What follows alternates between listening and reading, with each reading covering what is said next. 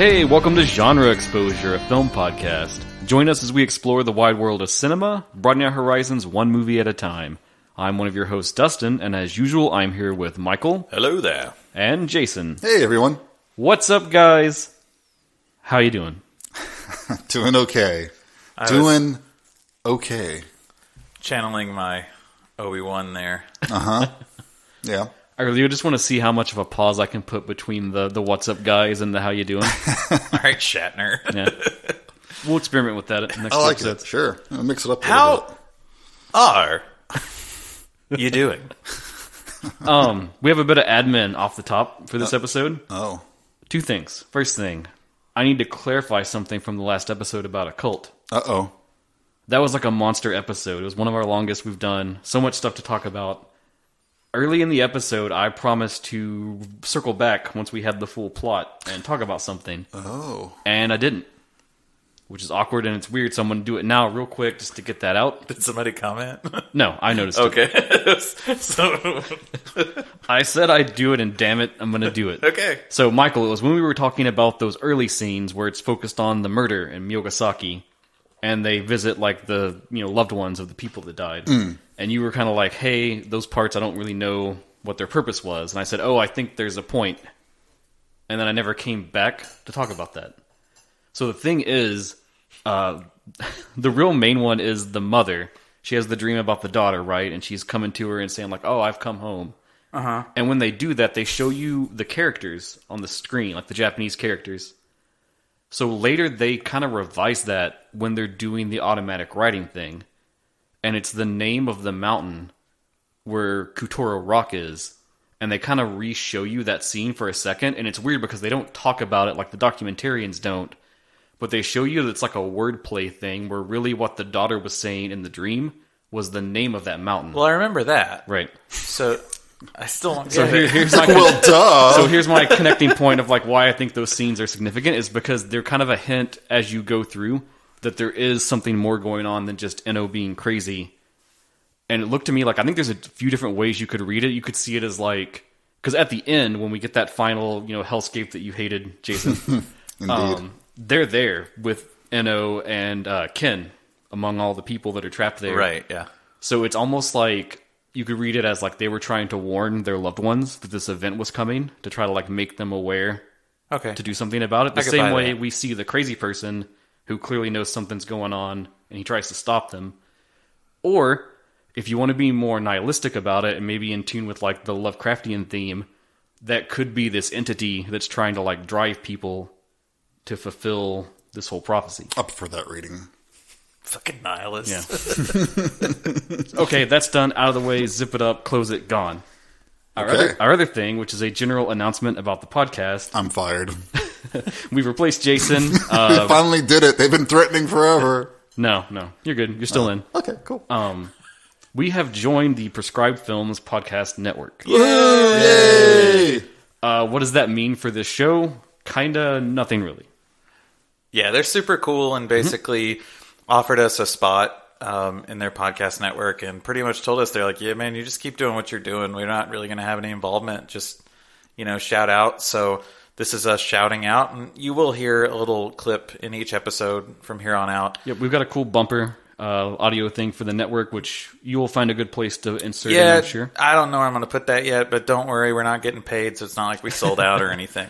It's basically a way that it helps get us out there to reach more people, and if you enjoy what we're doing and you want us to say, like, hey, I need more podcasts to listen to, here's a great avenue to go and find some more stuff. Yeah, right everybody away. else there on that podcast network is pretty like-minded, similar themes. I mean, we found out about them because of how much we fell in love with Unsung Horrors. Right.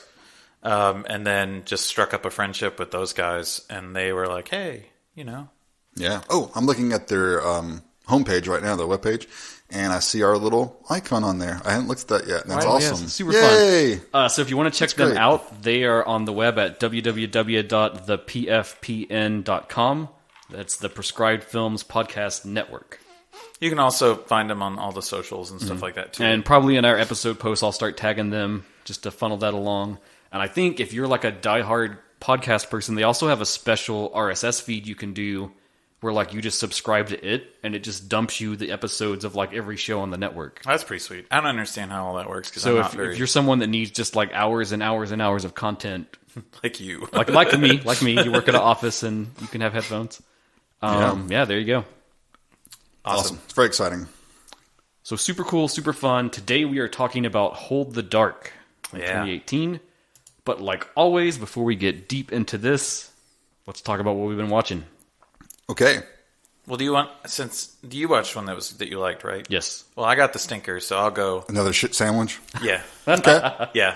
How does this keep happening? Well, no, we'll make like a shit sashimi where my shit will be the fish that sits on top of the rice. Huh.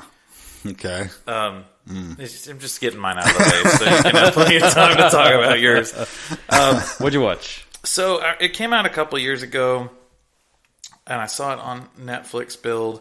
Actually, it was last year. It just seems like fucking forever ago. It is a slasher that Netflix put out called Nobody Sleeps in the Woods Tonight. Mm-hmm. The poster was super cool, which is what drew me to it. It was like very 80s throwback slasher. And I was kind of skeptical about it, but I'd heard that there was some really cool practical gore effects. So I was like, okay, cool, well, I'll give it a shot. Got to support this kind of stuff. And was there? Yes, but there's problems, though. Like, yeah, you don't say. Problems. A slasher movie with the problem. Yeah, especially that Netflix part. Oh, damn! I didn't even want to say it was a Netflix movie because Dustin was going to lose his shit. Oh my god! Because he's already got plenty of time to lose it later. Characters are all archetypes. There's who's supposed to be there and everything. Yeah, that's a slasher. Yep. Which I didn't have any problems with, and actually all pretty well acted. I mean, they were pretty good. Mm-hmm. Some of the comedy seemed a little off, but I think that's just from European comedy to American comedy. Like timing wise, I'm not sure that the subs played in at the perfect time. Sure, all of it's in the delivery and everything. Yeah. So, and it's a very dry. Like this is a Polish film by Bartosz Kowalski. Is it like in English or subtitled? It's subbed. Yeah, it's in. Did they do the Netflix thing and make a dub for it that's really bad? They might have, but I don't watch those. Are any dubs good? Maybe for anime, but like sometimes. For live action films, they're almost always terrible. Yeah, I don't usually watch I don't. Right. So I don't know. Sure. But essentially, so it takes place at this camp that's for technologically dependent youth. So when they get there, they solve the cell phone problem by immediately taking everybody's cell phones, and you're all addicted to it's the like internet. A back to nature kind of thing. Yeah, and it's like called Camp Adrenaline or whatever, and they're supposed to go on these big hikes and do all this stuff. Well, turns out there's then we get to the trope of the mutated backwoods people living in a cabin, which is fine. I dig that. I really do. But I found myself just fucking bored. Like everything it was doing, it's like, yeah, I've seen this and it's been done better. Like 100 times you've probably seen it. Yeah. Right? The makeup on the backwoods monster guys were really cool, but it was so Victor Crowley looking that I was just like, okay, well, yeah. Seen that. Yeah. And so it actually kind of bummed me out a little bit because I started thinking like, okay, well, are these types of films dead? Like, can somebody put something out that's both reminiscent but new enough to really, like, because there are people who will just fawn all over this stuff just because they want it to keep being made. And I get that. But at the same time, I think part of what makes the slashers that we love so iconic is that they took the time to set up like their own thing. Right.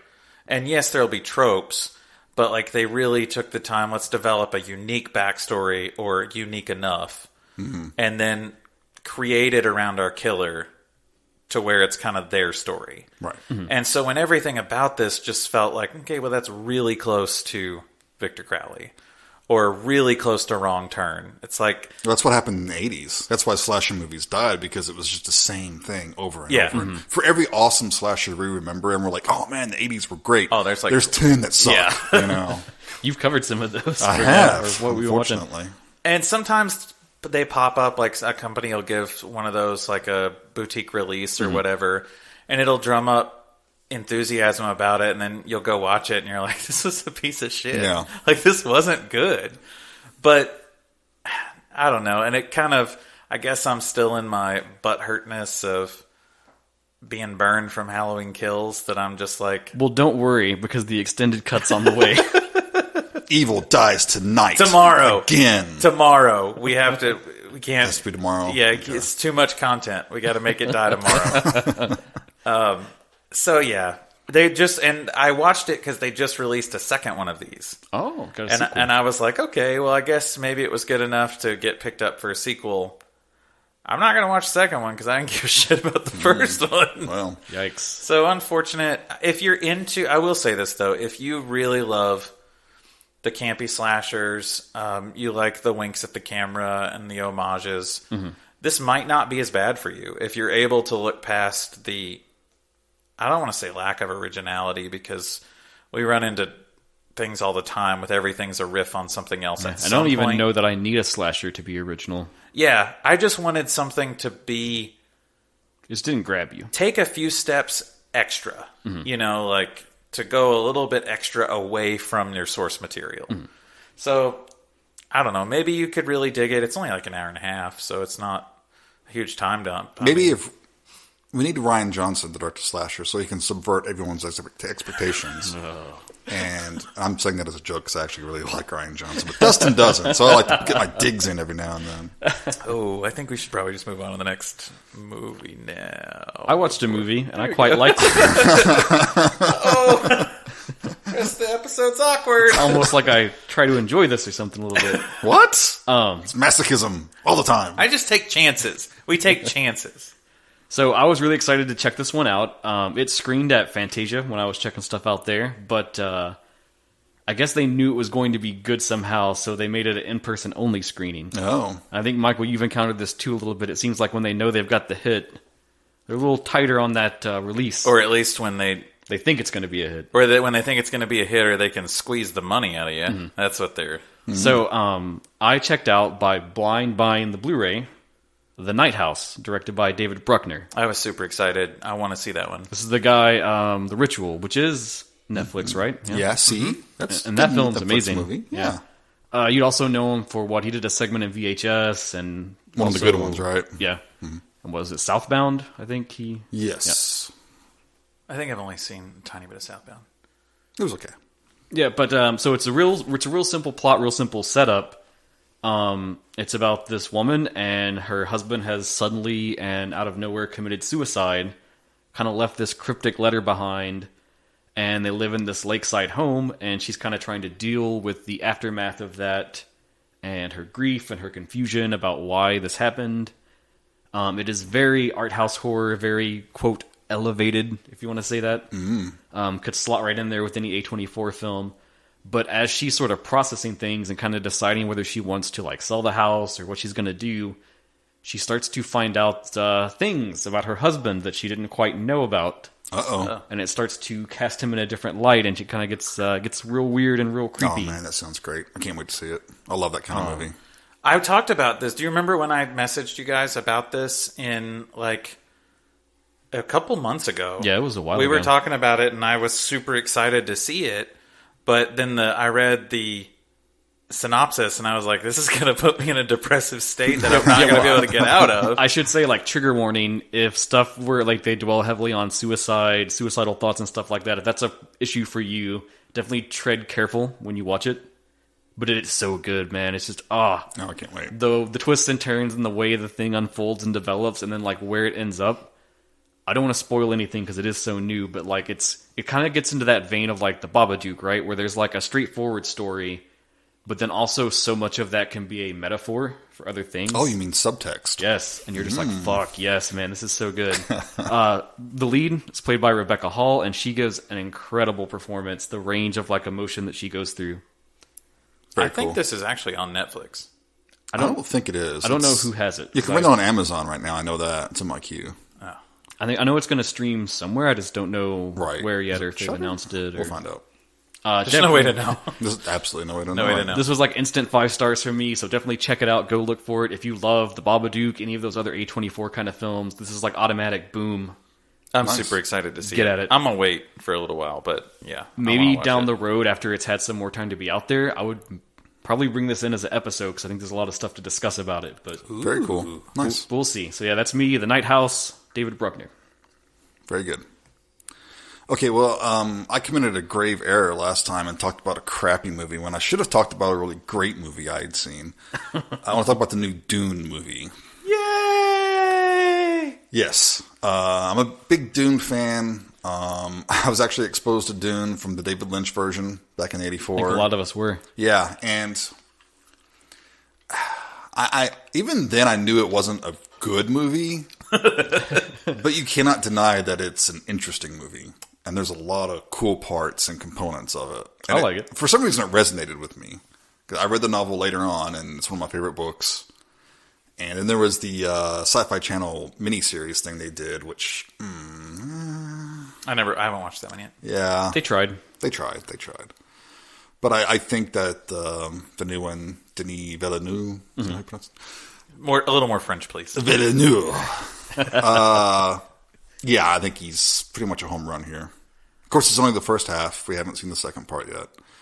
But I have a few quibbles, but mostly, I mean, if you like science fiction and you like thoughtful, well-done science fiction and you haven't seen this, go watch it.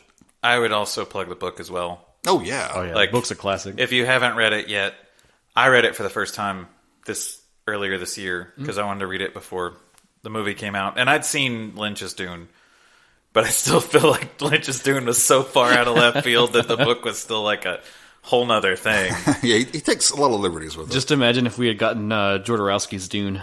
I still see, actually just the other day, a big concept art set book that was considered lost just went up for auction That's cool. of that. They made a documentary about that, like the whole production and how. Jodorowsky's movie. Yeah. Yeah, that would have been insane. But yeah, I mean, go watch Dune if you haven't seen it. It's great. I think that you're right though. Like, you didn't end up seeing it in theaters, right? I did not. I actually watched it at home. But I think you're right. That would have been worth COVID. Yeah, I always meant to go watch it again in the theater. I just haven't made it yet. I wanted to see it, and I just haven't been able to line up the time to get out and go. Well, get out and go see it. It's hard. Like, I want to talk about Dune so much, but you haven't seen. I mean, it I yet, know so the plot. I know, read the but books. there's like, I don't know. I feel like casting was pretty spot on. Like, aside from one thing that Jason and I have talked about with my issues with Lady Jessica, but Oh, yeah, well. No, everyone's really good. yeah, I mean, God, Speaking of David Lynch's Dune, Dean Stockwell recently passed away, so we should say a little sad news R.I.P. that to day. Dean Stockwell, because he's awesome. He was great as Dr. Yui in the Lynch version. do you guys just want to sit and talk about Dune today? I don't really care about. I don't really care about Hold the Dark anymore. Let's just do Dune exposure. And don't forget Dean Stockwell in one of your favorite director's movies, Blue Velvet. Yes. So creepy, so good. And also Battlestar Galactica. Battlestar, yeah. Lots of stuff. Anyway, so yeah, go watch Dune if you haven't seen it. It's fun. It's awesome. It's on great. HBO Max and in theaters, I think. Nice.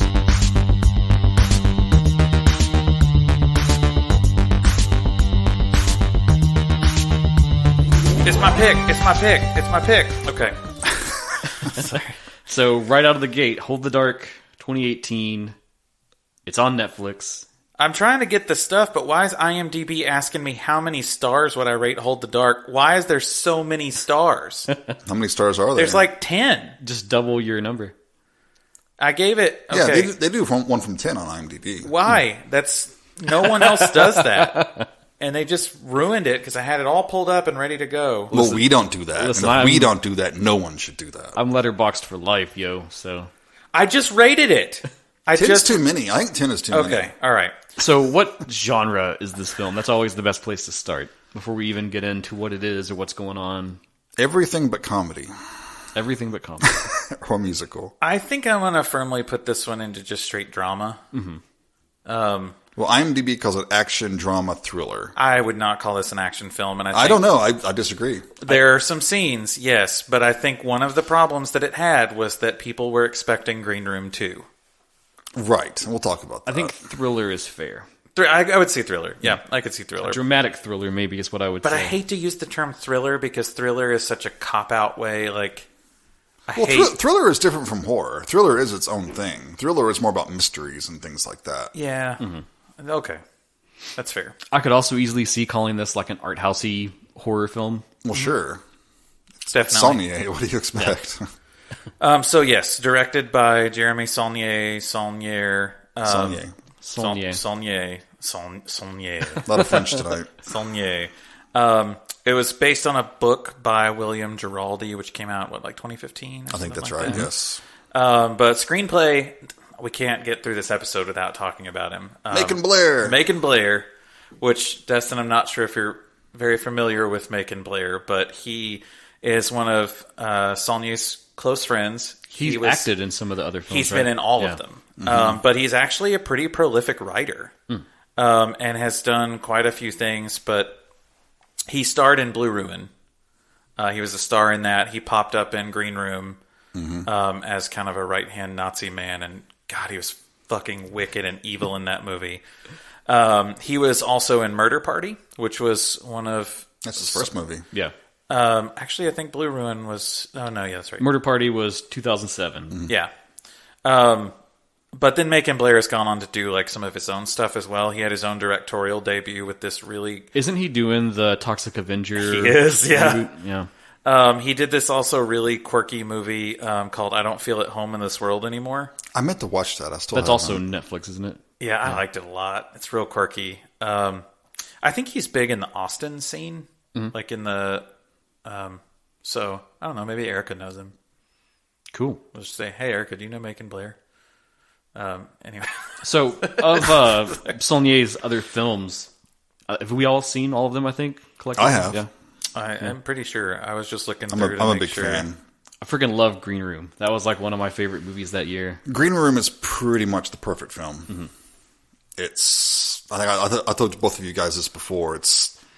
I'm pretty... I've seen a lot of movies. We've all seen a lot of movies. We know all the tricks. And halfway through this film, I was standing up, watching it, and I never sat down again. Yeah, it's adrenaline, it's amazing. Through and through. I'm yelling at the TV. I never do that. I don't do that. And for me, and I'm sure it was for you too, Michael, the whole focus on the little punk band just trying to make it get by, man. That spoke to me so much. That venue is so spot on. We've been there. So we've realistic. been with fewer skinheads, but yes. I don't know. Some of the shows we've been to. Well, now, if you go to a Slayer show, you're going to get. I'm starting to question now. I think I need to leave right when the show's done. Actually, since I watched Green Room, any metal show I've been to, I start looking at boots. Yeah, I found myself looking at boots, and I'm boots and laces. Yeah, that's and funny. I'm like, uh-oh. And I've seen a couple, and I'm like, I'm going to stay over here now. Yeah, well. So, but I think... we're going to wind up talking about Green Room too much for this. Saulnier's created a kind of an interesting career, I think, but mostly settled in the same genre. Murder Party was really the only one that kind of veers off into a bit of that quirky, goofy territory. Mm-hmm. Well, it's mostly a comedy. Yeah, but it's still heavy hitting. It has some serious... I think the moments where it hits, it's right in line with Blue Ruin and Green Room in those moments. The people that I've recommended Blue Ruin to have either loved it or hated it, which I kind of think is one of those also Saulnier things. You either are 100% in on what he's doing, or you're like, I don't know, this is just not for me. So you either like it or you're wrong, is what you're saying. And it's okay to be wrong. For him, I'll go as far as to say that, yes. He's got another film in the works, again with Netflix. It's called Rebel Ridge. There's not a lot of details out about it yet. Sounds like a war movie. He's pretty tight-lipped on interviews. He did some interviews around Hold the Dark, though, but he directed a couple episodes in season 3 of True Detective. Yeah. Ooh. But apparently that was a bad thing. There's been a lot of recent talk about how Nick Pizzolatto, the guy who created True Detective, is apparently kind of a tyrant on set and really difficult to work with, which is one of the reasons season 2 tanked. And Saulnier left. he actually didn't direct any more episodes. Oh, really? He doesn't talk on record about it because he said he doesn't want to give beef. Just wants to be done. Like, he wants to do his own thing. He's like, I just want to tell stories. I respect that. Classy guy. Yeah. He's like, I don't want to talk on record about that. I just want to tell my stories. Like, I want to direct my movies. Well, he's very much his own creative force. I don't think he needs anyone telling him what to do, basically. Yeah. So we talk about this film, about Hold the Dark, being in that A24 vibe. Mm-hmm. Originally, this was going to be an A24 film. Oh. A24 had, and God, the more I read about this, the more I just don't understand the film industry. Like, all the stuff that goes on behind the scenes. But apparently it had to do with foreign distribution rights. And they wouldn't, like, A24 was dealing with the foreign markets who said, no, if these actors aren't in it, we won't distribute it. And they knew Saulnier was going to be like, no, I really want these people in it. So essentially, they just had to make a mutual arrangement to say, no, we're just going to have to let each other go. And he said it was super sad because A24 didn't want to let go of the project because they loved it. He loved A24. But then he said Netflix came in and said, we know who you are. We like what you do. You can cast whoever you want. And he said, and I wanted to bring this up too because it kind of talks about your Netflix. See, I wanted to get into this because I dog on them a lot. I don't know what makes it happen. Some stuff they have like a heavy hand in, and I notice I always tend to hate those, but then there's other projects they do where they're just kind of like, hey, you director guy, here's like this amount of money, go bring us something. So I think he touched on that in an interview. Oh, really? And he said basically Netflix has a different risk assessment analysis on films than normal production companies do. And basically, I mean, Netflix has the weirdest algorithms anyway of how they decide what stays and what goes. But basically, it was like, okay, well, your film costs this much. Well, based on who you want to put in it, and our risk assessment says that's pretty low risk for us, so just do what you want to do. And he said it was kind of a dream come true for him because they just stayed away. They just said, cool, do your thing. If it tanks, it tanks, you know. And that's the way he viewed it, too. Was like, okay, well, if nobody watches this, cool. I can go do another Kickstarter and make another movie, which I think is how Murder Party got made. Blue Ruin was the Blue one. Ruin was the Kickstarter. Which I remember he didn't want to do it really because I think he said a thing about like it felt weird to fund it that way. But dude, if people want to support you, like, go for it. And I think since Hold the Dark came out, he said and he made the statement in this interview that if I ever get put in director jail, I'll at least know I can make movies. You know, I've got a way to do it. So, but anyway, I'll stop sucking him off for a second. And then, so what is this film about? So after the deaths of 3 children suspected to be killed by wolves, writer Russell Core is hired by the mother of a missing 6-year-old boy to track down and locate her son in the Alaskan wilderness. So that's the basic premise of the film. And the film starts with pretty remote location. This is the kind of Alaska that you see like on the Discovery Channel. Yeah. Of like the people who are dragging like 2x4s up a hill to build a shack. Right. Kind of a thing. But also this village that they are in is heavily populated by Native Alaskans. I'm not sure. Inuit is not the term because they're not of Inuit tribe. So that's not the correct term. So I was hoping you knew because I didn't. It's questionable because there's some people who don't like Native Americans because Alaska wasn't technically originally American. So I'm going to say Native peoples of the territory of Alaska. Okay, cool. That's where I'll go with. But yes, so their culture is heavily steeped within the film. I think the pronunciation of the tribe, though, is Yupik. Yeah. I hope I don't butcher that. But essentially, we see Russell Core, who is played fantastically. I always forget his name. Jeffrey Wright. Jeffrey Wright. I always want to call him Jeffrey Rush, and it's not. Wrong Jeffrey. Wrong one. I always want to call him Felix Leiter.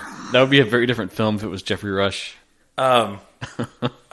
There's little choices about Jeffrey Wright's how he chose to play this character, and they're quirky. Like, the fact that he gave him a cold was so interesting. Like, it kind of plays in the story, But at the same time, it's like, you carried it through the whole movie. It's interesting because I had some questions as I went through this, and I suspected that the novel cleared them up. And I didn't have the time to read it all, but I kind of skimmed just to like dig for the things I was wondering about.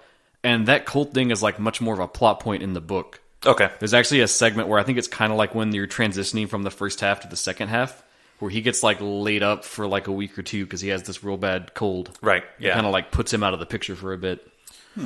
So Russell Core receives this letter from the mother of a child who's been killed by wolves. Madura Sloan. Madura Sloan, played by Riley Keough. I finally looked it up to see how to pronounce her name. Riley Do you guys Keough. know who her fucking mom is? No. But I hope you'll tell us. Lisa Marie Presley. Her Really? grandfather's Elvis. Wow. Huh. Yeah, I was like, holy shit. Okay. But anyway. Podcast favorite actress. Yeah, One she's of been ours. in like Yeah. 3 movies that we've talked about or something. But the film kind of opens with, we see her child playing out in the snow, and then we don't see him again. Well, he looks up. There's a wolf in the distance. Right. It very much gave me the vibe of like The Witch. When they have like the baby out and then like it's there, and then you kind of look away and go back and it's gone. Right. And there's a scene where it switches from that to Medora in the house, and she's closing a door and locking it with a Padlock. padlock. Right. Which it's obvious that's a plot point. Yeah. It's You a say, little too. why are you showing me this? Yeah, right. But then Chekhov's padlock. but then next he's not there anymore. And And she writes him this letter. yeah, and so Russell's character is a behavior specialist in wolves, I guess. He's studied and tracked wolves for most of his professional life. And Published a book called A Year Among Them. Yeah. So kind of a quirky guy, but seems to be the main knowledge on this source. And the reason she's even reaching out to him, they mention it in the film, but I think it's detailed more in the book. In his like year of being out in the wilderness and studying wolves, this situation happened where a girl got abducted, and he ended up having to shoot a wolf to save her. Yeah, because she mentions that you've shot them before. Or whatever. Yeah, and how did that feel? And he's like, terrible. Yeah. So as he arrives, we start to see like how mentally unstable Medora is. Oh, and in that arrival, the music's amazing for this film. Yeah. It's great. You get it's what you want in like an A24 style film where it's him kind of driving in and there's these big, beautiful, scenic shots of the Alaskan wilderness and just this booming music playing. It's very ominous. Like the whole thing is ominous all the time. And even in the really slow parts of the film, there's just dread. There's just nothing but dread throughout the whole thing.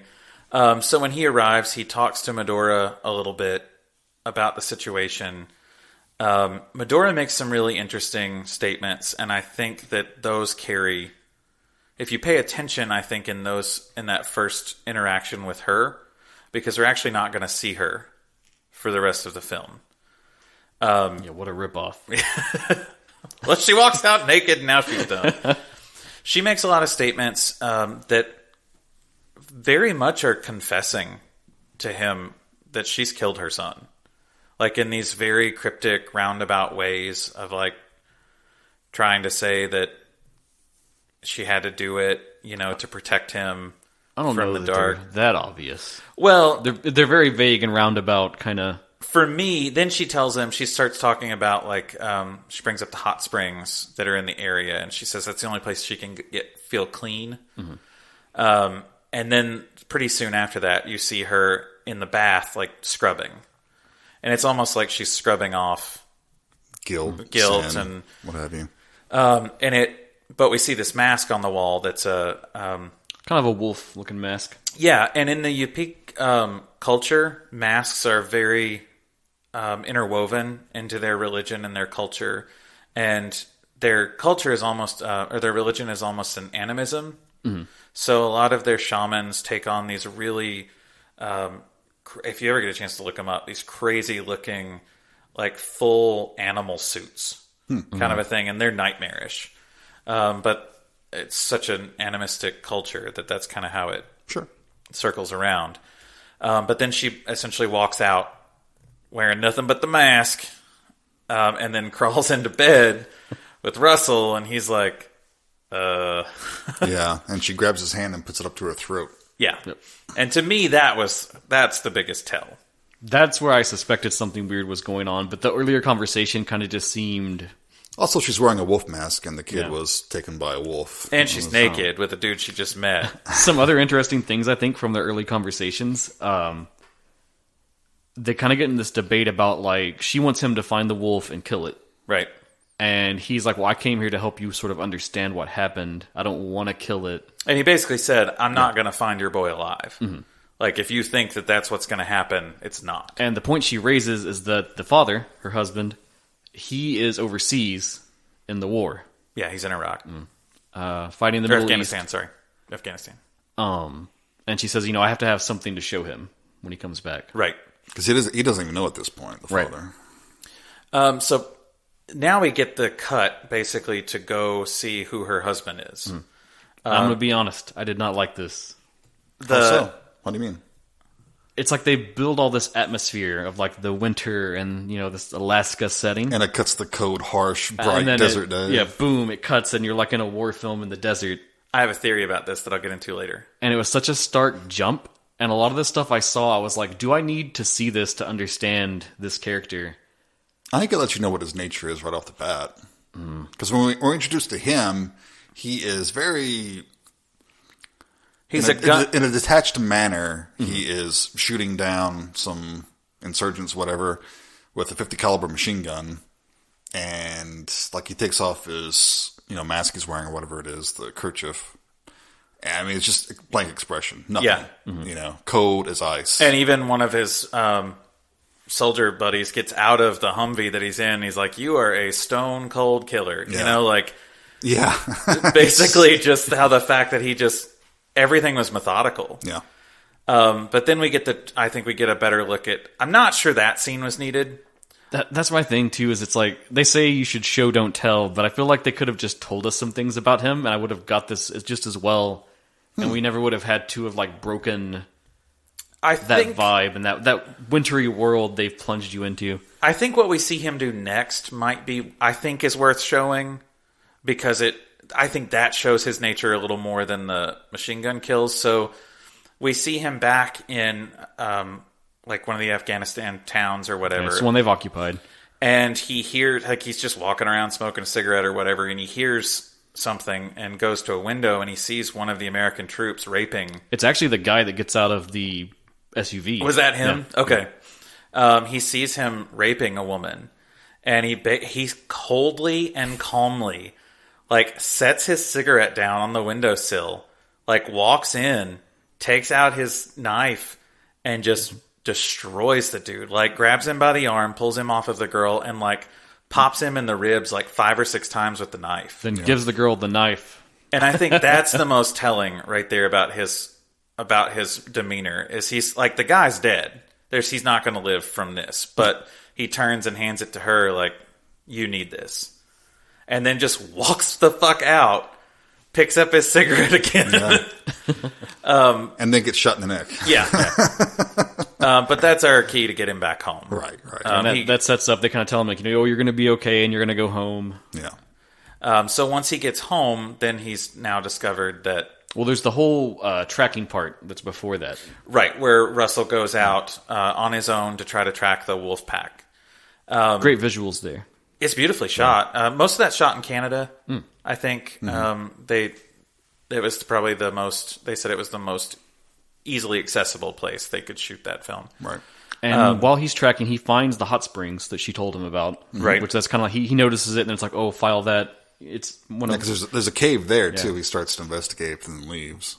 He finally finds the wolf pack, and they're doing something curious that he didn't expect. They're, like, eating one of their young. Yeah.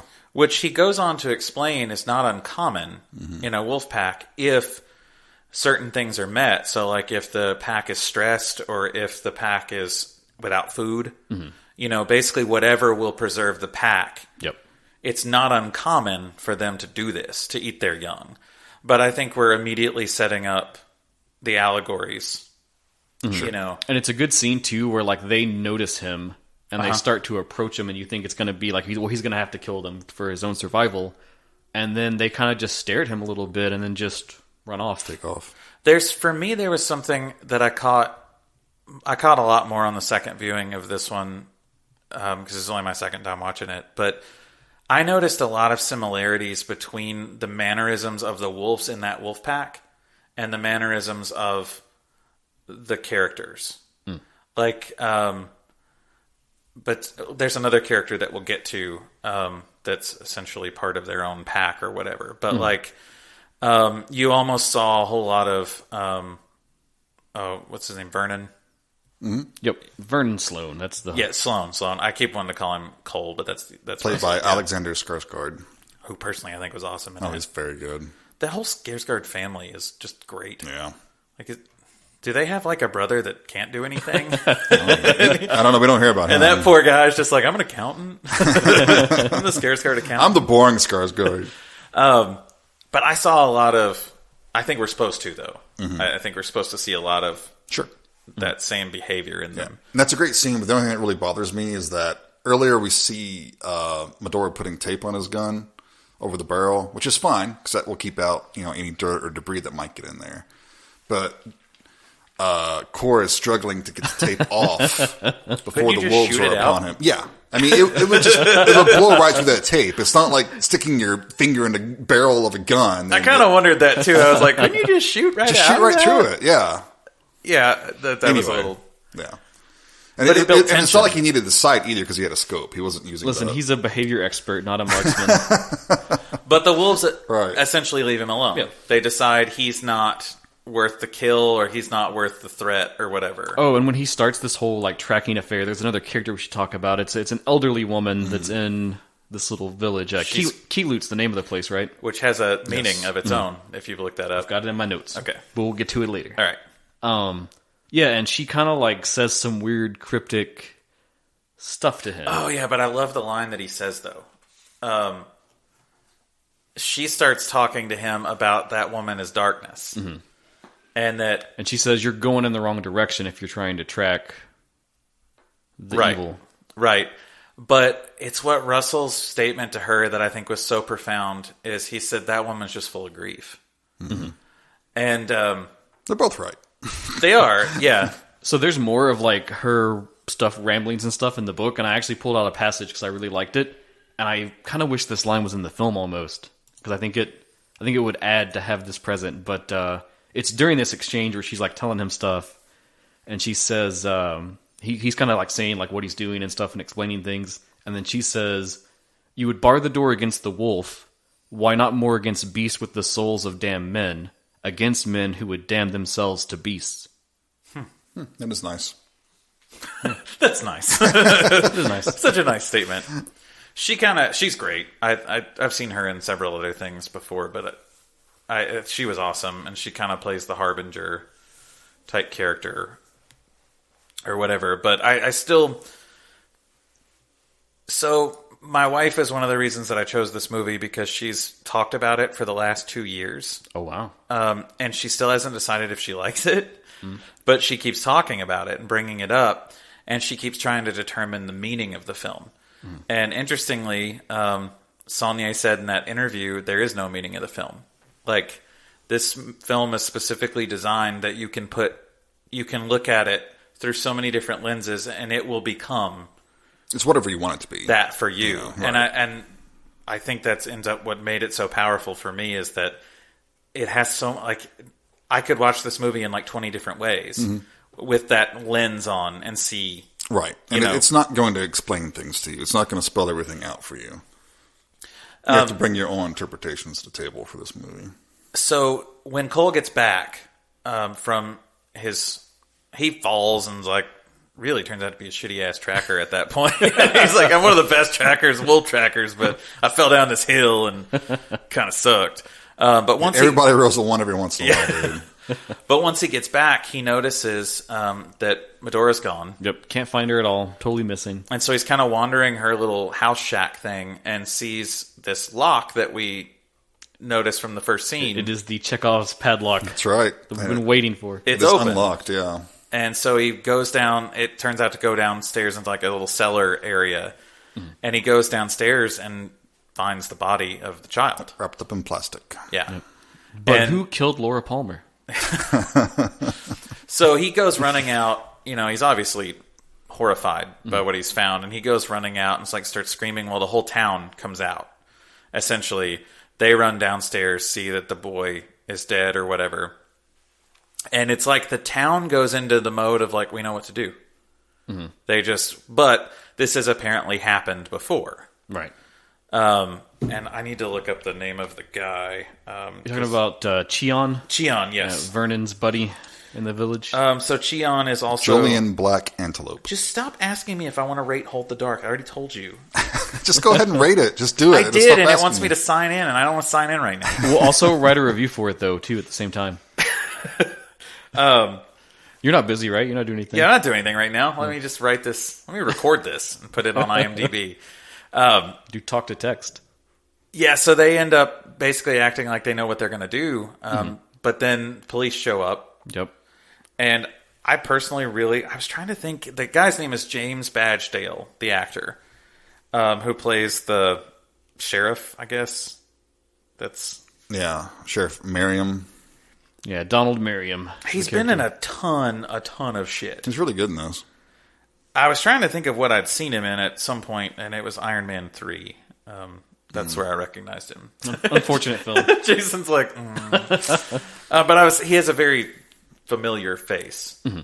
But essentially is telling Russell, like, we're going to take care of this or whatever. I'm sorry that you found, but I'm going to need to stick around. Like, we need to ask you some questions. Yeah, they want his statement because he says that all the local people will kind of give them this, like, mystical mumbo-jumbo about everything. They call her a Tornok, which is a wolf spirit, an evil wolf spirit, which actually, if you look up Tornok, you won't find much. So I think it's a colloquial term for the Yupik tribe, which there's not a lot of info on the Yupik tribe. But yeah, they call him... But it made me think of, like, you think about, like, the original idea of, like, what the Wendigo is. Yeah. Where it's, like, a spirit that possesses someone that, like, drives them to cannibalistic acts. Yeah. So... It kind of had that same vibe to me. Yeah, for sure. They end up taking... everybody ends up going basically to the next town or the big town or whatever to where the police station is, doing all that kind of stuff. Well, and this is where... Yep. Vernon comes home. And it's a great scene because he's arriving at the airport. He's leaving, stone cold. I mean, he's so expressionless with the whole movie, really. Yeah. And Cheon meets him there. First thing Cheon does is hand him a knife. Yeah. It's just a like... big old hunting knife. Yeah, it's just like he's done this before. Yeah. Probably one of my favorite scenes in the film is at the police station where they introduce Core to Vernon. Yes. And they're like, hey, this is the author that your wife, had come out here to try to help find your boy, da-da-da. We have him around. He might be helpful to you. And then he's like, oh, well, can you raise the dead? Yeah. And he's just like, no, I can't. And he's like, well, I don't have any use for you then. Right. There is a respect there, though, I think, between the two of them. Like, I don't think that Vernon gives respect too easily. But he almost, to me, he looks at Russell the way the wolves looked at Russell. Like, when they look at him like, you're not what I want right now. Like, you're not worth the effort. But I also think there's like a small bit of sympathy in him that you got dragged into this. Like, maybe that's me reading that in there because I don't think Skarsgård gives you that in the character that much because everything's so cold. But after that scene, we see Vernon go and see his son in the morgue. That's the most emotion you see from him. Yeah. Yep. I think it's a very beautiful scene, I think, too. I was talking to Piper about it, though. It's the way he views his son. It's not so much like grieving. It's not like grieving what was lost, but I think Gian's statement later makes more sense as to what he says about his child. But he basically kind of coldly... There's a flashback, too. Is it during this part where he has the flashback? I think so. And it's him about to leave to go to the war, and he tells his son he'll always be with him. Yeah, I think he had that flashback when he got shot, wasn't it? It might be, yeah. It might have happened a little It earlier. was mixed in there, but that's Right. also when the first time his son, he took him hunting, and his son had his first kill. Yep. He asked him how it felt. And the kid said, real good, real good. But then the kid said, they say you've killed people. And he's like, yeah. And it's so cold the way he says it. He's like, a lot of people are going to tell you you're not supposed to do that. But he's like, sometimes it's necessary to defend what you love and what you need.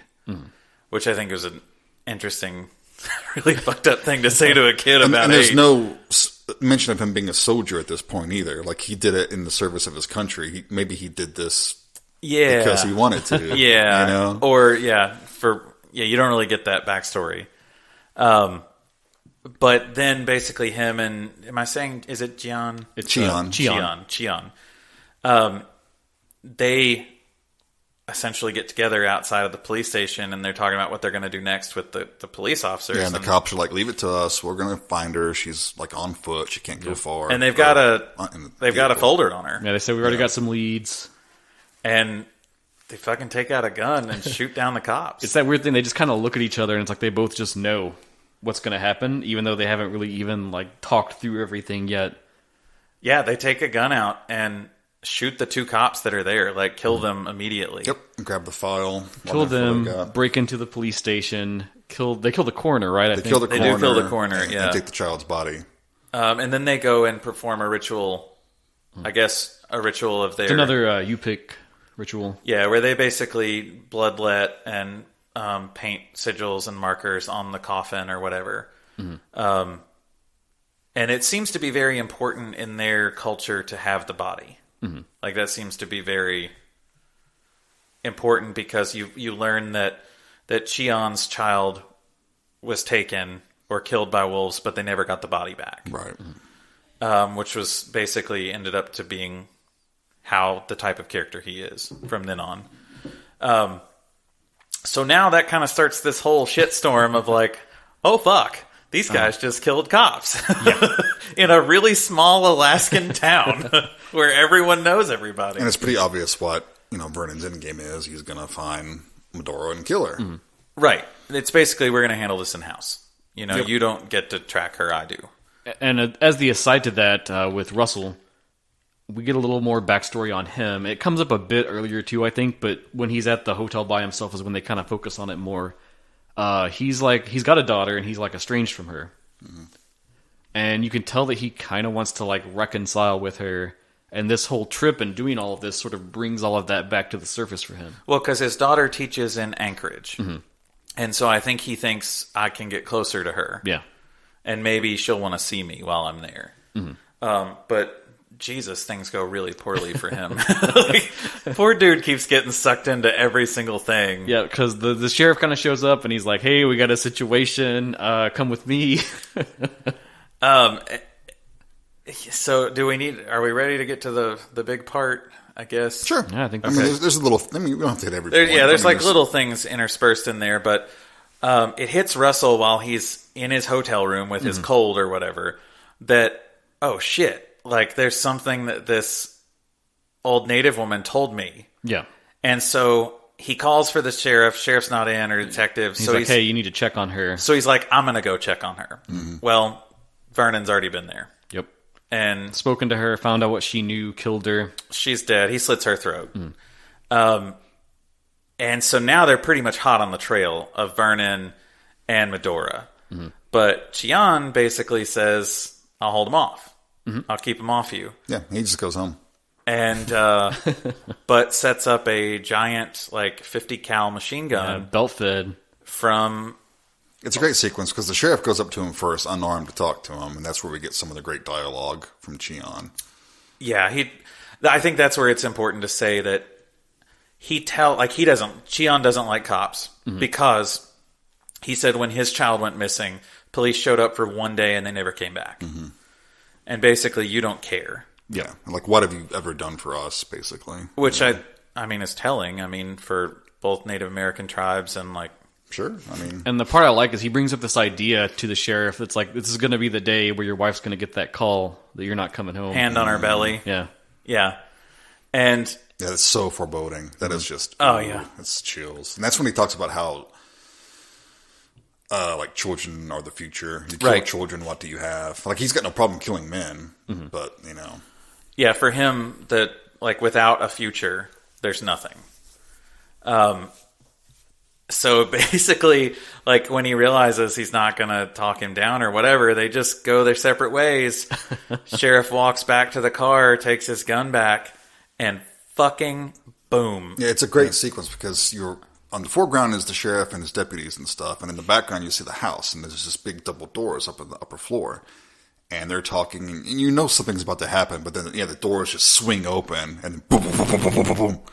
And one of the deputies just... His face disappears. Yeah, it's just... It's horrific to watch, like but... And I think this is a trademark of Saulnier, is like, anytime there's violence, it's very realistic and very so raw. visceral. And it's that thing where, like, 1 second someone could be dead, and it's done, and they're gone, and that's it. He doesn't linger on it, like, he doesn't linger on the shots of the gore that much. It shows just enough. Right. It's all you need to see. Like, you don't need to... That's not that kind of film. You know, like, this isn't a gore piece. But it makes it...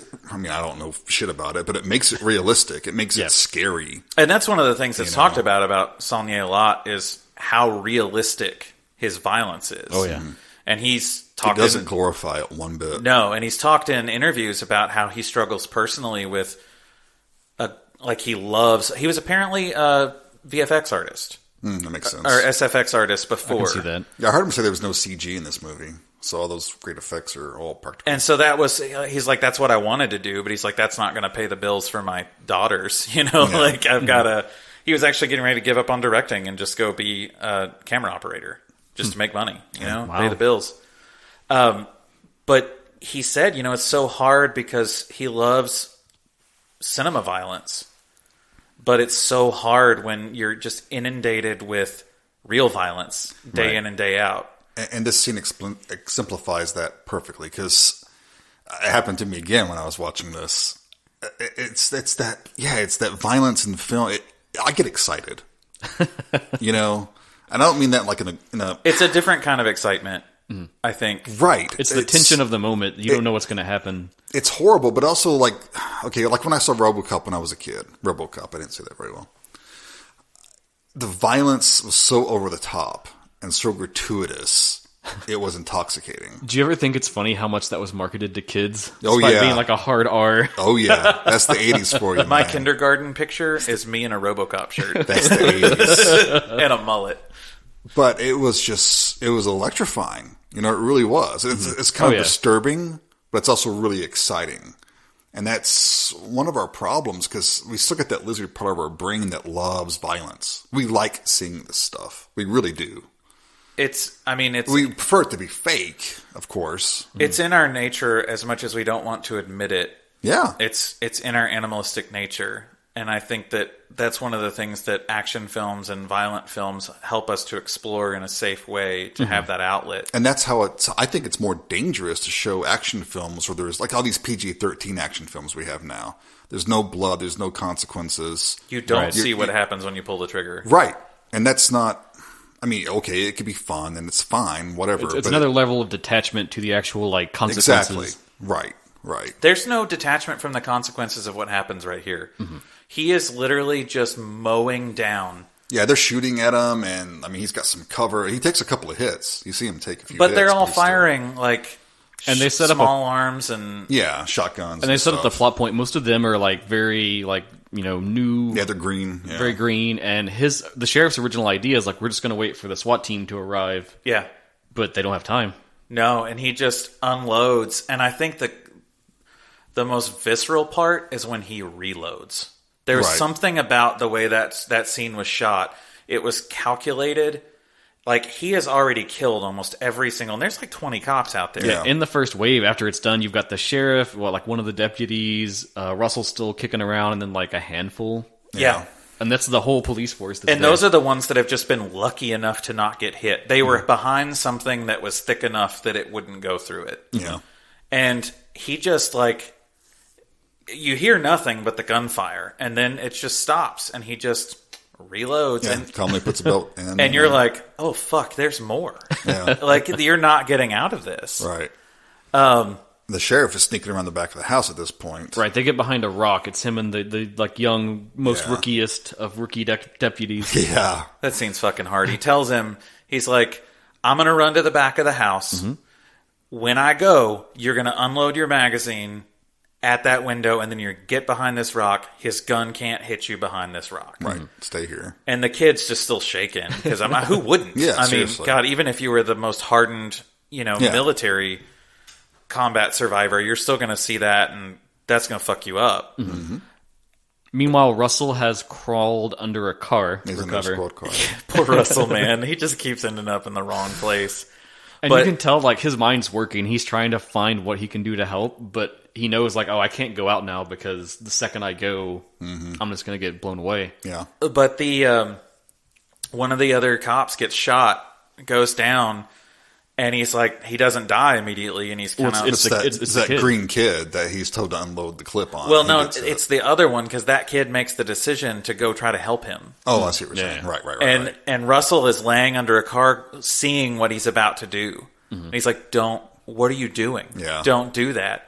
And the kid just decides, like, it's in his nature, he's got to go get this guy up. He doesn't make it 2 steps. No. And then Core does the exact same thing to go out and help the kid.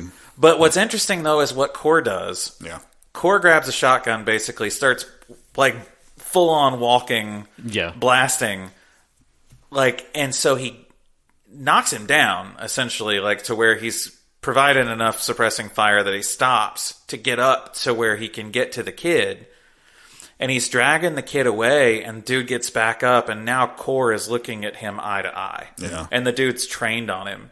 But Core just yells, "Stop it." Yeah. And the guy actually does. Mm-hmm. He looks at him and takes a moment, and what's interesting is he looks at him the way the wolves did. Like, the same way. It's like assessing his threat as to, okay, who are you? I don't have any beef with you. Yeah. You're just helping this kid. Yeah, you're not a cop. You're really nobody to me. But it's enough time that the sheriff has time to disarm this booby trap in the back door. Yep. Make it up the back steps and basically take out. And I love how they close it out, too, because he brings back up that conversation. He's like, I guess that call's not happening today. Yeah. And they're kind of just in this tense standoff. And Cheon just decides to, like, yell and kind of raise up. Like, he says, boo! Yeah. He's got a gun. Yeah. He's holding a gun, yeah. But he knew he's done, so what's the point, you know? And it's like he just provoked him with fear to get him to finish him off. And I also think he knew that he was going to do more psychologically to him by making him kill him. Mm-hmm. You know, he's going to hurt him more by doing it that way. But Jesus Christ, yeah, then you're just kind of left with this. Saulnier kind of hangs on the scene of the attic there, and it's just nothing but shell casings. Yeah. And you just get a sense of what just happened, and it's horrifying. Yeah. Like, oh my God. It's intense. I knew that scene was coming because I've seen it before, but then... An interesting thing I like, too, is that during the initial like wave of firing, sometimes it'll just cut, and it shows you like some of the dogs in the village, and them just like freaking out about what's going on. Yeah. So now things kind of calm down a little bit. We start getting some more plot drops. We get a lot more of Vernon now tracking Madura. She's gone to... It's like a lodge that's near a mining area. Yeah, a hunting lodge of some sort, which Vernon says he remembers being there as a child. Mm-hmm. Madura has also made the statement at some point in the film that she can't remember life without Vernon. Mm-hmm. She can't remember a time before him. And apparently in the book, they're brother and sister. Yeah, so this is where we kind of start to get into this, and the film keeps it very vague. Yeah, they don't ever really go there. He learns that Madura speaks to this tracker that they have like at the lodge that like people will talk to, and he'll take them out like through the area and stuff and all that. I love the things she says. The lady, it's played by this great lady in the lodge who runs it, and she's like, "Oh, she wanted to talk to our Indian tracker. He ain't even an Indian." Like, yeah, it's such a funny line. But he goes to talk to this guy, and the guy's weird, like deliciously weird. And he's like, "Oh, I know you. You came here when you were a little boy. Your dad brought you to me because he wanted wolf's oil. Because wolf's oil was going to fix, what was wrong with you." It implies he had some kind of like psychological problem. He said you were unnatural. Yeah. Okay, so that's what it's, in the book they have an incestuous relationship, and that's what it's alluding to. There's a few more breadcrumbs in the film that connect it up, but yes, they are incestuous relationship. I got other theories on that. Okay. But which they only hint about in the film, and in the novel they make it very apparently she's explicit. pregnant Yes, in the novel. She's pregnant with another kid. Yeah. So, But during this conversation, Vernon notices, and there's all these masks on the wall, and the tracker kind of brings that up. It's a little bit of the lore that you were talking about. He doesn't go super in depth with it, and he says, "Hey, pick out a mask that you like, and you can have it. Sometimes you just need to put, the mask on and let out all the stuff you keep bottled up inside." And so he looks, and he picks out the same wolf mask that we've seen Madura have earlier in the film. yeah. And it's like it's almost like a transformation. Like he puts it on and just goes like slasher mode, basically. Well, he says sometimes you need to let the wolf that's inside out on the outside. Mm-hmm. And it's like, I think that's probably more culturally significant as to, like, play out these things in a safe way through, because the Yupik culture was heavy into dance. Mm-hmm. And, like acting out things through dance. So I think that's probably a lot more of like, hey, maybe don't go kill the whole tribe, just dance it out, bro. Right. But yeah, well, you can imagine everybody else who's come across Vernon has met the same fate now. Right. And so Vernon does kill this guy. But as he's leaving, old lady who runs the little B&B there, she's coming out with a 30-06 and ends up popping him in the shoulder as he's trying to drive away, popping Vernon. Which I didn't feel this scene was necessary at all, but it was really just a means to get Macon Blair in the movie. I didn't like the scene that followed this, though, where he goes to see the friend to get patched up. That's Macon Blair. Yeah, it's just... How come? It felt like suddenly we were in Blue Ruin or something, and it's like a totally different film for a second. It was strange. I think I could twist it, so I could do some gymnastics in my head to fit it to the story, but ultimately I don't know that it needed to be there. So what is the guy he goes to? It's like an old friend. He's a friend of Cheon.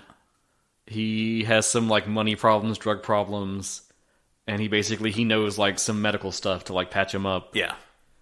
But essentially that guy's, when Vernon wakes up he takes some painkillers or whatever, and he gets drunk or whatever, they dig the shell out. And when he wakes up, dude's in there calling the cops, like, no, he's here, man, like, but you're gonna have to pay me some special attention, like, let me off the hook, but you can come get him. And Vernon hears the whole damn thing, Yeah, and you're pulls like, the line out of the wall, and then Macon.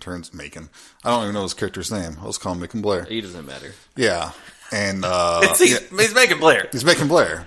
And Vernon's wearing that wolf mask, and it's very creepy. Mm-hmm. Yeah. And he tells me, like, oh, hey, man, this was the plan. I was going to let you leave first. I'm in a lot of trouble here. Yeah, at first he's like, it's Christmas. It's not Halloween, man. What's with the mask? Vernon ends up just stabbing him directly through the top of the head with a knife. Yeah, after he's done pleading for his life, he's like, you know what? Fuck you. Fuck you. I mean, I can't fault Macon Blair because he was awesome in the scene. He's great. I loved his character. He's always good. I'm not sure it fit. I don't mind it. I mean, I guess it further intensifies Vernon's ruthlessness. Like, even friends aren't safe. You know? Even though, I mean, I view that everybody within his family is his pack. And I view, like, even Macon Blair's character as part of his pack. That, that even if you're in his pack, you're not safe. Because at this point, he has to set things right. Mm-hmm. And you're either with him or you're not. And meanwhile, very important scene back with Russell and the sheriff. He goes to have dinner with the sheriff, meets his wife. There's some general exchanges there. And then kind of after the dinner, they're talking. And the sheriff kind of floats what's probably on everyone's mind if you get to this far in the film, which is, what's going on? Why is all this happening? He's trying to make sense of this. And he asks Russell... And he's like, well, you're the police. You probably know better than me. And he's like, well, you studied wolves. You know behavior. What do you think's going on? And he kind of says, like, I don't know if we're supposed to ever figure out what's going on. But he says that if he had to make a theory, Hold on, I put in my notes here. He thinks that that Madura thought that she needed to save her son from this darkness that was within their family. Which that, if you get this incest angle, that kind of links it all back up again. We've got this breadcrumb about like something was wrong with Vernon since he was a kid. He was messed up, weird, something wrong in the head. They've had this incestuous relationship. They've had this kid. And then ergo, she has this idea that's, it's kind of carried down through to the kid. But you don't really know about the incest at this point. No. Well, but you could also say it's mental illness or it's that dark psychopathy, perhaps. Yeah, I also think that they also allude to the fact that the sun goes down at like 3:30 in the afternoon. So she's also plagued by... She makes the comment, don't you see there's something wrong with the sky? Yeah. And I think there's plenty of documentation on like what that can do to people, in the constant darkness. Plus, she says about Vernon, he swore he'd never leave me. He said he'd never leave me alone. And now she's alone. I do think you're onto something, though, Jason. If I had to be really critical on this film, I think for what they're wanting to do, they don't leave enough breadcrumbs to make it add up the way that you want it to. Right. I think it's purposefully vague, but I don't know. Is it too vague? I don't know. That was kind of the vibe I got. Yeah. That seems to be one of people's biggest critiques of it, is that it's too vague. That's a hard balance to get in this like art housey kind of horror thing, because you need enough of the rope that you can like hang yourself with it. Mm-hmm. And if you don't have enough, like it doesn't pop off. So I kind of want to finish up the plot points here. There we go. I want to finish up the plot points. So the connecting point is on each side of this equation, they both realize like it's the hot springs is probably where she's going to go. Russell remembers her statement that you brought up, Michael, about like, oh, that's the only place I can feel like I can get clean. Right. Vernon, I think it's when he's out from the painkillers and stuff, he dreams about when they went there when they were younger. Right, and they basically, did it in hot springs and all that kind of stuff. They did it. Had a nice brother-sister moment. Yeah. We probably ruined this for anybody. Like a couple of Lannisters. Yeah, like, this movie wasn't incestuous, really, like, until we brought up the stuff from the book. I didn't get that at all from the movie. And now everybody else is like, fuck, I want to watch this now. Like, brother fucking and stuff. Maybe if she was his stepsister. I was waiting for it. I was waiting for that joke. So there's basically no cops left because they're all dead. Yep. So Sheriff and Russell end up taking a little 2-seater plane. Yeah, the sheriff flies it like a badass. Yeah. Because Russell says like he's not 100% sure where it was, but he knows if they're up in the air, he'll recognize kind of the lay of the land when he sees it. And so they do. They're basically flying around and they see it. And so he puts it down on a frozen lake and they're... It's a cool scene. Yeah. They're heading towards... It's one of those great scenes that shows you the treachery of the landscape. And so they're walking towards the hot springs and Russell's kind of looking around, surveying the distance, and he's like, wait, I think I see something. And he's like panning in with his binoculars at the ridgeline. And you just split second see Vernon in his mask with a bow and arrow, and then just thunk, and it goes straight through the sheriff's throat. Yeah, and out the other side. And I'd forgotten about that scene, and I wasn't expecting it. It's just like... Well, it's funny, too, because when Vernon first begins the rampage, you see him take the bow, but then you never see him use it again, so you're kind of like, what's the bow for, man? What are you doing with that? It's for his Rambo moment later. I did get like a First Blood vibe a little bit with this film. But then Russell basically he follows them into the... Well, he rushes into the cave. Yeah. Finds Madura there, and he's like, hey, Vernon's coming. He's going to kill you. You need to get out of here. But then, thunk. Yeah. He sees... Madura looks toward the entrance of the cave, and Russell turns, and he gets an arrow in the chest. And the really creepy thing... So now Russell's down. Vernon comes in, and... He's like kissing all over Madura. Well, first he pins her to the wall. And he's like choking her. He still has his mask on at this point. And as she's struggling, she works the mask off. And it's when the mask comes off when he starts to falter in his quest to kill his wife. And he starts like kind of... It's almost like he forgives her. Like he understands, I know what you did. I'm forgiving you for this or whatnot. And then like... I wonder. I wonder what the emotions are in that moment. I don't know. It's very vague.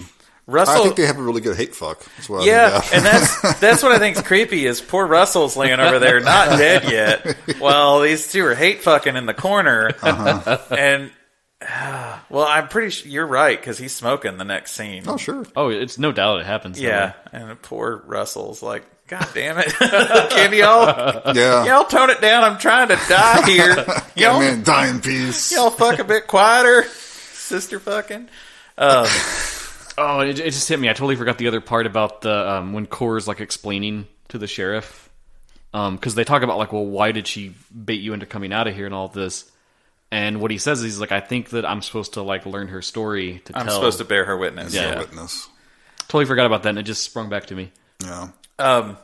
Vernon goes over to Core, gives him a drag of a cigarette, turns him over, unscrews the tip of the arrow, then pulls it out.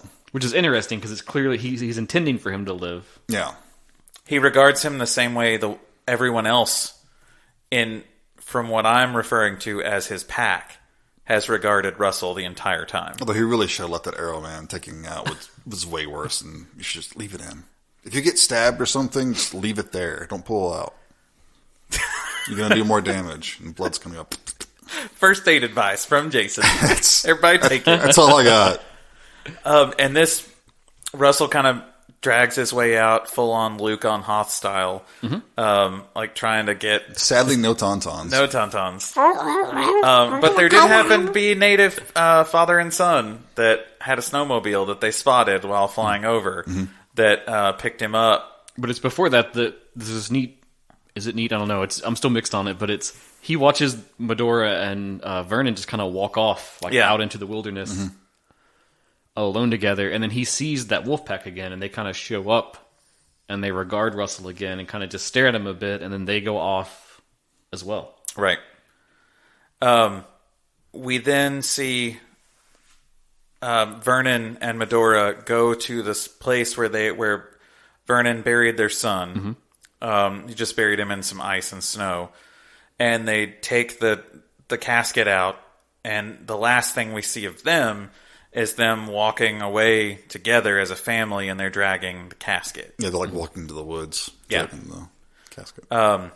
Russell then wakes up in the hospital, in hospital, as the Europeans say. In hospital.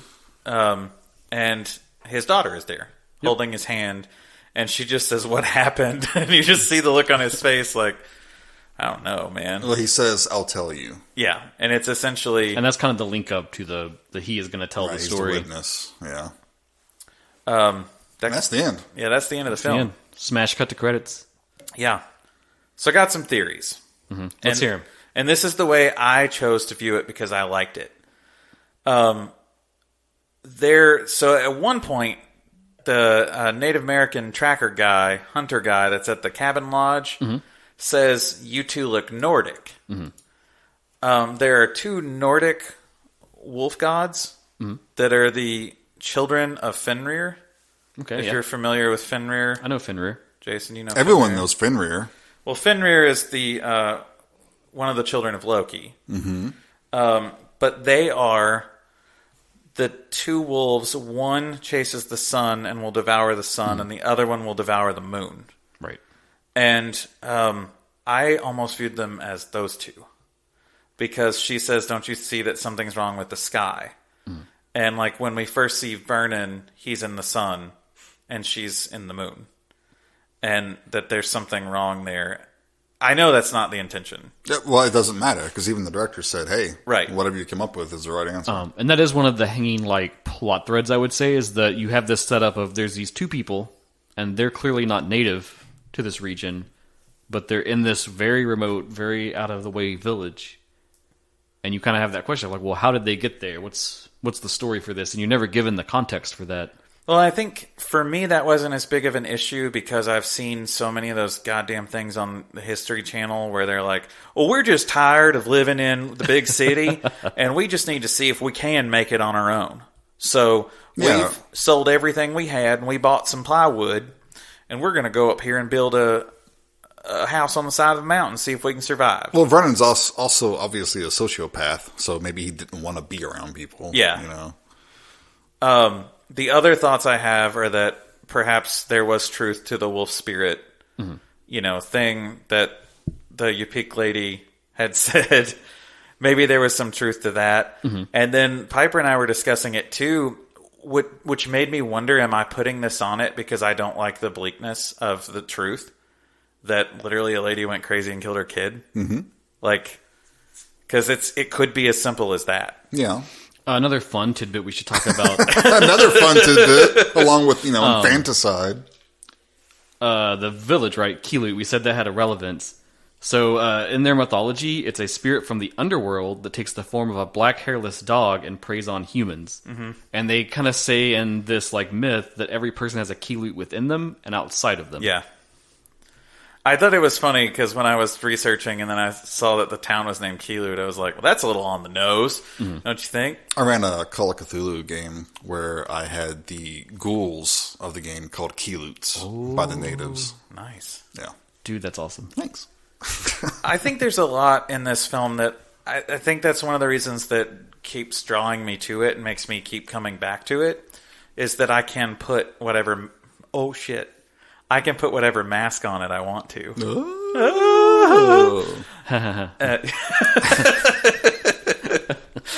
You just killed it. You killed the joke. You killed my moment. Sorry. That I can put that on it and basically get something new out of it each time. And I like the fact that I'm not wrong with it. There are times, though, where this movie hurts my head because I want it to be a little more straightforward with a... Sure, but you're right. The ambiguity is nice because it is whatever you want it to be. You could read as much into the little things as you want. It's not like, because I hate movies where everyone's explaining to you what, Donnie Darko, I use an example. Yeah. No, you'll like it once you realize he's traveling through time and all this bullshit. It's this is what it's about. And it's fuck you. I don't care what you think it's about. Listen, join us next week. We're going to try someone new. Jason's done. They keep threatening this. It's not going to happen. I don't know. I don't know. Dustin's crying over here. Hey, I didn't say it was a bad movie. I was talking about some of the fan base that is a little too rabid about the movie and thinks you just don't understand it. And if they explain it to you, maybe you don't, Jason. Maybe I do, Dustin.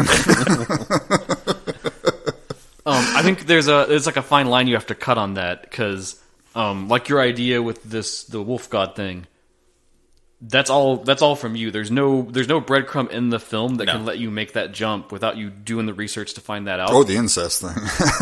Well, there's at least a little bit because you have the same features, the same Nordic features. Well, see, I put that on wolf gods. Because my brain didn't go straight to, that's your sister, that wasn't where I landed immediately.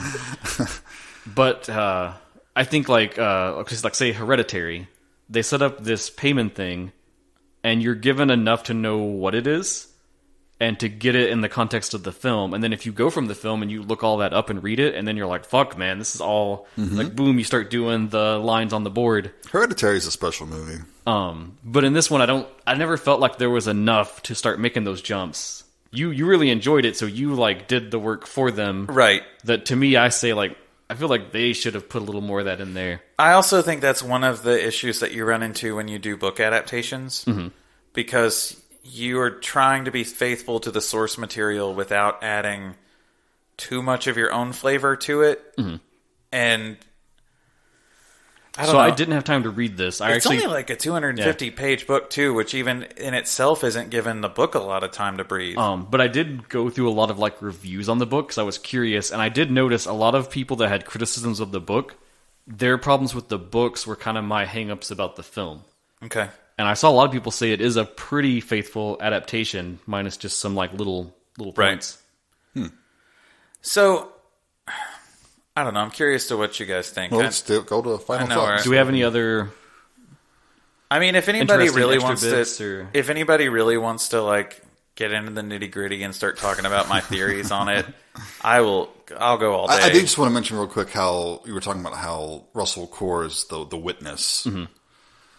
And that does justify the passivity of his character, because he does nothing to further the plot. It makes me think, we talked about like the documentarian angle last time with a cult. Right. He kind of has that same stance of like, I'm here to observe and he just gets wrapped up in it. He doesn't actually, nothing's of his own agency other than traveling to the location. But even then he was beckoned, And it's like that shootout when he finally runs out to save the guy. That's finally he crosses that line and like involves himself for a moment. Yeah. Anyway, but I wouldn't want the film without Jeffrey Wright, though. No, he's great. Every actor is great in this movie. Yeah, I do think everybody is just... It's well directed. It's well shot. Music's great. When I was reading up about the book, this came up a bunch, and I wonder what you guys think. A lot of people compared it to Cormac McCarthy. I could see that. It's got the same bleakness and kind of like, just put on it what you will. It's got that kind of terse, obtuse dialogue. Mm-hmm. Yeah, I could see that. Yep. So if you do dig this film, maybe that's another avenue of like a direction to move in to look for a similar vibe. Sure. I could see that. So I have a feeling Dustin may not have liked this movie that much. I think he liked it. I just don't think he's going to go full. What do you think he's going to give it? 3? I think he's probably going to go 2.5. I think 3. Okay. Let's find out. Dustin. Well, now one of you need to go first so we can build the anticipation. Oh, okay. All right. I'll go first. Okay. I like the movie. There. No. Beat that. I think it's a solid film. I don't love it. I think it's, after Green Room, it is a letdown. But also I hate doing that, because I think sometimes we hold directors to an impossible standard. And it is hard if you make like a perfect film and then you still want to make movies, and it's like... That doesn't happen. How many directors have made perfect movie after perfect movie? He actually makes a statement in an interview. He said, everyone's going to want Green Room 2, and this isn't it, and I'm sorry. We don't need a Green Room 2. But like, I'm on that one. But basically what he's saying is everybody wants me to do that kind of movie again, and that's just not can't. What I want to do now. Every movie he's done has been pretty different. Yeah, it's very much explored very different themes. And they've all been great. Probably getting exponentially better. And this one was a bit of a... But having said that, it's well worth watching. If you like ambiguity, if you like more of a slow burn, if you like to meet the movie more than halfway, I think this is something you should check out. And I would give it 4 stars. Wow. 4 out of 5, yeah. Ooh. Okay, well, this is definitely the way we should sandwich this. I'll go next. There are things I like about this film. There are things I respect about this film. He has a written statement, I think. I've prepared not this totally. moment. Just Dustin's manifesto. Just notes to where I can remember things I want to say. A lot of the scenes I've highlighted, the music, the cinematography is great, gorgeous the whole time. But then that's like, when you talk about these kind of films, that's like the barrier to entry. Like, you have to do at least that much, I think, to even start to try to nail this kind of film. So it's cool, and I respect that. I really didn't like this Middle East segment. I felt that like pulled me right out of the film. It felt very out of place. I like the juxtaposition. I can get that, but it just didn't work for me. Sure. He's building this up so much. I felt like the film kind of had like several different themes or messages. But it's like they would set it up and kind of put it in your mind and be like, consider this now. And then they just kind of go on, and suddenly it's a different thing. So it's like we have, at the start, all this stuff with like the missing kid and these wolf metaphors. And it's almost like when you first start it, you think it's going to be a folk horror thing. And there's going to be a wolf spirit or some of this craziness. Do you? I got that vibe. Really? I thought it was going to be like basically a survivalist wilderness type thing. And I love how the movie does zigzag where you don't know what the fuck's going to happen next. So then it zigzags out of that, and then you've got this Middle East stuff in the war, and you think it's going to be this commentary about like, oh, here's this person that's been shattered by the war, and he's this like broken person coming back and is all messed up. Then it swerves again, and you've got everything with Cheon and his issues with like the police and how they failed them, and how like the natives people have been like done wrong, and they've been ignored and kind of left to rot in this village. Mm-hmm. And that's a whole thing. And are you saying a movie can't make multiple points? I feel like it sets all these up and then it never goes far enough with them. I always, every time it like moved to the next thing, I was like, well, I want more about that other thing though. And now you're over here. And then I'm like, okay, well, I can jive. So you don't want the buffet, you want the main course. It's like, I can jive with this idea, so let's do this. And it's like, no, we're over here now. We're talking about this now. Now it's about this. So you can't keep up, is what you're saying. Shit. Oh, God so damn it.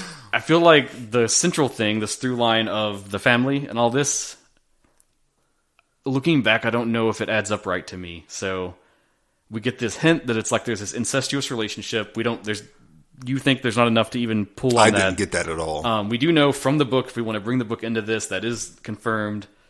And there's just, Incest confirmed. there's just like, to me, there was not enough backstory and exploration of who they were before to like know about all of this. And maybe that was his point. You were saying, like, he said, oh, there is no meaning. That's the goal. I can respect that, but I can also say that I didn't like that. And based on how they presented everything, they didn't pull me into being like, where I'm like, I'm okay with not knowing. They set it up in a way where it's like, well, now I want to know because you've brought all this up. And so I thought, like, the only way it felt satisfying to me is if there is this like supernatural implication. But that's definitely not there. That's kind of just This is the longest teased and pulled away. 1-star, no actual vampire. No actual wolf spirits. Well, no, this is my thing. If you have problems with the film, you should explore those and not just be like, well, this sucks 1 No, star. you're right. You're absolutely right. So But in the end, if you actually put no actual wolf spirits, I'm walking out right now. So Finish airing your grievances, Martin Luther. So it's like there was this incestuous relationship, and as far as what we can know from the film, it's like they were fine with that, and they were fine to have a kid, and they were fine for that kid to grow up and get to be like whatever age, and it was never a problem until he went off to war, which they kind of tease on that a little bit, but then suddenly it's like she just decides to kill him, and Core theorizes like, oh, she's like, it's for the good of the pack, she's like saving him from the darkness, because blah blah blah, incest, lineage stuff. And then, like what? Then that sends Vernon over the edge, and he does this huge overblown killing spree. And then we get to this like denouement at the end, and they just kind of like, it's all forgiven, and they go off together to be together. And she sent for Core to come and tell the story, and it's like, I got to the end, and I just like stood up and shouted at the screen. I was like, but fucking why? Like, really, why though? But where are the wolf spirits? Well, no, I'm saying if that was there, then I could like say, okay, well, I guess it's this then. Do you think it's people trying to make sense of a chaotic and disordered universe? Uh-oh. I don't know. That could be one way to take it. I don't feel satisfied by that, which is weird because I do like open-ended films where it's like it finishes and you're like, what does this mean? Well, I don't fucking know. It's like every David Lynch film where it's like, hey, hey Lynch, what does this mean? I don't know. What do you think it means? Yeah, right. And I love that, and I love going back to those. But this one, I'm just like, I don't think I would ever go back because I don't want to ponder it. Because the only way to get to those deeper things is to do what you've done, Michael, which is that you take the initiative yourself to like pump these in there. I think that's why this movie is sitting on a 5-star rating on IMDb. Which you said from the start. It was 5 out 4 of 10. Yeah. Yeah, the first top review here that comes up is the headliner of the review is boring and baffling. I also think it's weird that like the wolf abducting children angle, because Core tells her like that's really rare, but it does happen. And so we have all this like, oh, her son's the third victim, and that's a lie, so that's cool. But there's these 2 other cases, one of which is Cheon's kid. But it's like we never really get more with that at all. And when he finds the pack like eating their young, the whole like clue to that is that's kind of saying like, well, they're not abducting kids because they're doing this, was sort of the vibe I got, which sets up like the good through line of like, oh, it's not happening because she killed the kid, but clearly Cheon's kid was killed that way. They didn't find the body. Perhaps it wasn't. We don't know. It's just another one of those hanging things. Perhaps really, the Madura's kid was killing other children. That's why she killed him. And that would be an interesting addition to I the want to film. see that, yeah. No, you're right. You got me there. So, collectively, there's a lot of things I do like. I think the visuals are great. The music's amazing. There's great moments, and like the shootout, that's an amazing set piece. You could just like slice that and show it to me, and I would be like, what is this film? It's amazing. I love it. And then you show him the rest of the film. He's Yeah. like, do I have a dissertation for you? But when you put it together and this is the thing that's been presented to me, I just really didn't like it, and I don't think I would ever want to revisit it or go back to it or think like, what else can I mine from this now? Oh, shit, is he going to give it a 1? No, he won't give it a 1. He's not going to give it 3 either. You might be closer to right. So in that relation, because there is stuff that I do think is worth seeing, and I think if you like Saulnier as a director, you should see this because it is more... All his like stylistic elements are here, whether you like it or not. And you can enjoy those, and you can appreciate those, and you can respect those. But in the end, all that said, I would give it a 2. A 2? You were closer than my guess than I That was. was so much foreplay. There's so much. I feel like...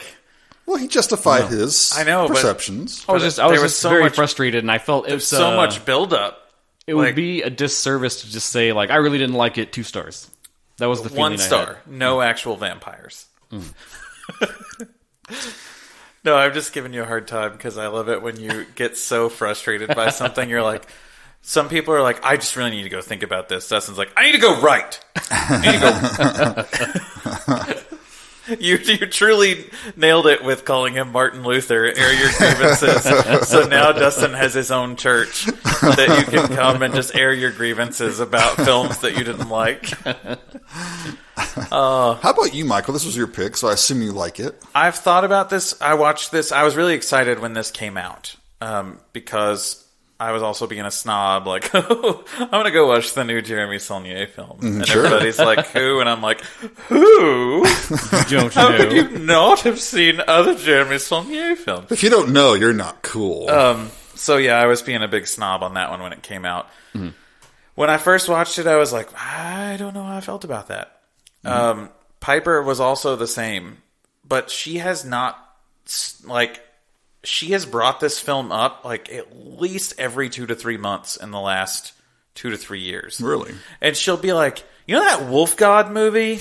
It's actually, if you go to one of the comments on our Facebook page, my wife commented on the elevated horror thing about, I'm surprised you didn't bring up the Wolf God movie. And she referenced it by its name, and I also knew that there was no fucking way she remembered the name of it. So she had to sit in her car before going into work and try to figure out how to Google Wolf God movie and get the actual name of the movie. Anyway. Which I'm sure was a feat. She did not say I was wrong.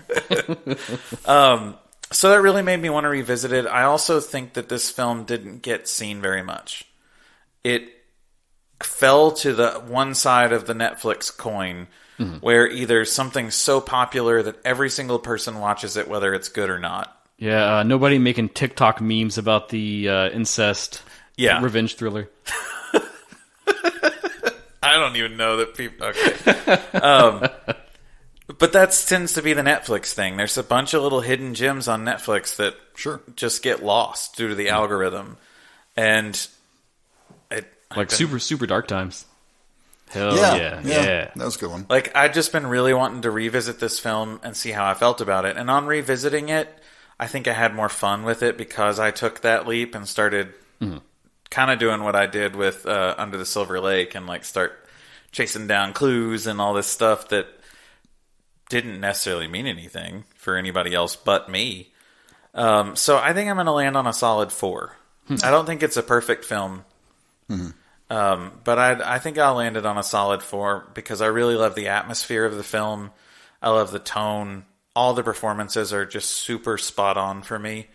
Everybody's I will say, great. When I was looking at like other feedback on this film, kind of just like quick scrolling the Letterboxd, there were a lot of negative reviews that said the acting was really bad, like on everyone, and I don't see that at all. No, I think that I don't think it's possible for, like, there's a lot of things I think you could say negative about this film. Like people said, a lot of people were saying that Madura seems like very stiff, and I was like, I think that's the point with her, though.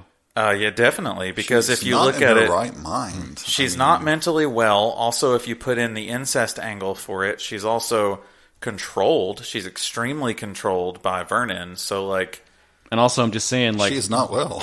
Don't badmouth Riley Keough. Yeah, you have to answer to us. So no, I think that's one of the. I don't think you can. I don't think that's a fair statement. That's objectionably false. So, but I mean, I'll agree with everything that's said. if you like Saulnier and that's your thing, there's no reason to not watch it. It's there. It's easily accessible. That's a good blurb. There's no reason to not watch it. It's there. I'm super excited to see what he does next. I know that I was a little worried that after the incidents with True Detective that he might just kind of step away for a little while. I can understand that. But I hope he doesn't because he's so good. I do think he's one of our best directors right now. I just would love to see what he really tackles next. But I'm also nervous about that because I set him up on such a high pedestal that, what if his next one's a pooper? Yeah, and that Netflix is still in the mix, so... Uh-oh. Evil Netflix. Oh, well, whose pick is it? Jason, what we got next time? Okay, well, Michael, this movie has put me in the mood for two things.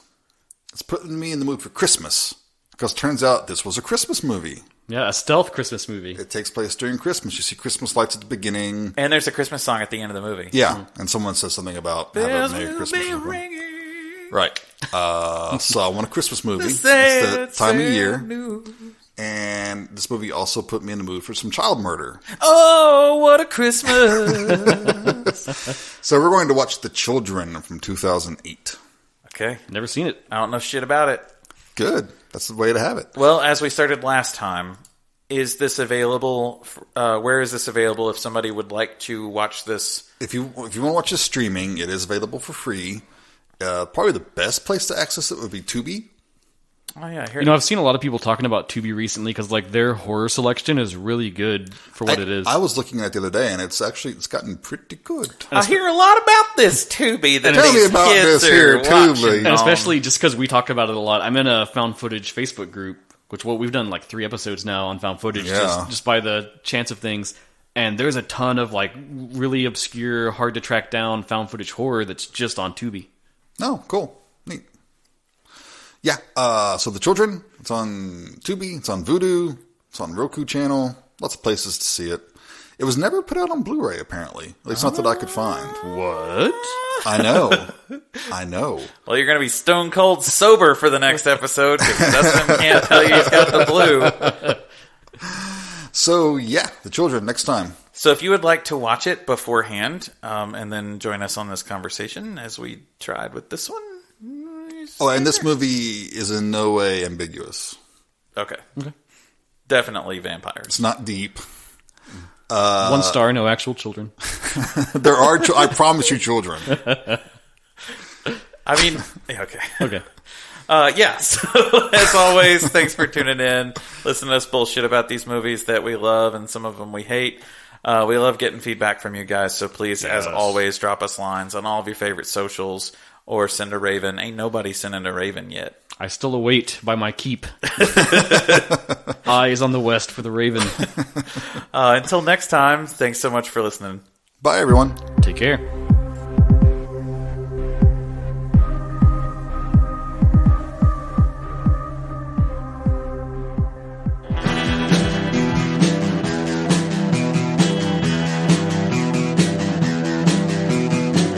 You're listening to the Prescribed Films Podcast Network, home to hundreds of hours of free podcast entertainment. The shows on this network all have a common goal, providing you with the best discussions about movies and other forms of entertainment media.